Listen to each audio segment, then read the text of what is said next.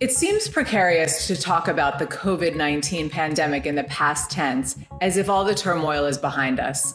Its impact is undoubtedly still being felt, and for business aviation, it has brought challenges and opportunities in equal measure. We saw flying that was flying at 300 to 320 revenue hours a day. We saw it drop so quickly to 80 hours, and people were just hunkered down. We all remember that. What I remember most is I was with my son on his spring break, and I told him, Dad, what's going on? I go, this could be the end of aviation, because I was watching 8 hours coming through the system. What we did at that time is we reacted quickly. We had everybody in the company. We made a decision never to lay off anybody, and so because we didn't know how long it was going to last. But we then took the steps that in retrospect, like, gosh, I wish we didn't. Those steps were really to start to control capital spending, which is the right thing to do. You want to conserve your balance sheet, you want to conserve cash.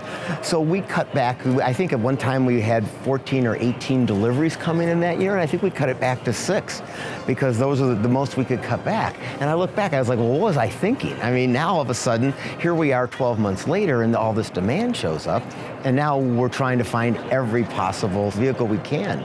So, that's at a high level. I think that what emerged out of COVID for me was this customer, this wealthy person's been out there, what I call it the frugal wealthy. You were a banker, and you built up a nice net income, but you didn't want to spoil your 6 kids, and you didn't want your employees to think that you were extravagant. So you didn't use private flying. You went on the airlines. And all of a sudden, safety of your family was concerned, or in some cases, not even seeing them.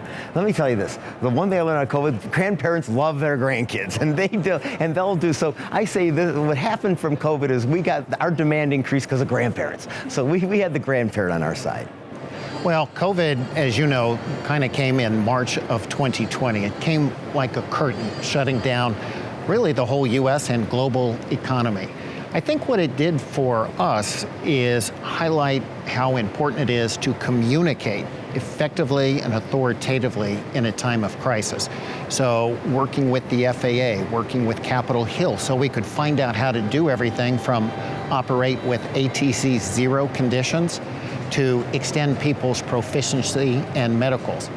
For the industry itself, I think one of the things that has been interesting and perhaps unanticipated is that a lot of the values and benefits of business aviation, the safety, the security, the flexibility to go anywhere you want to go, when you want to go there, really hasn't changed during COVID, but it has become more recognized and valued by huge segments of the population. So I think what we're seeing is through the pandemic, new entrants came to our industry and availed themselves of the benefits that have always been there.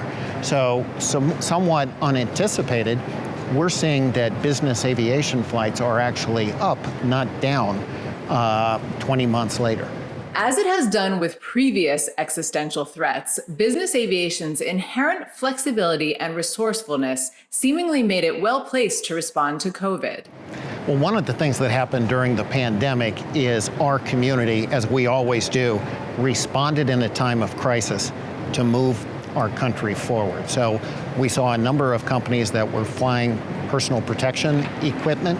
We saw some companies that were actually flying vaccines.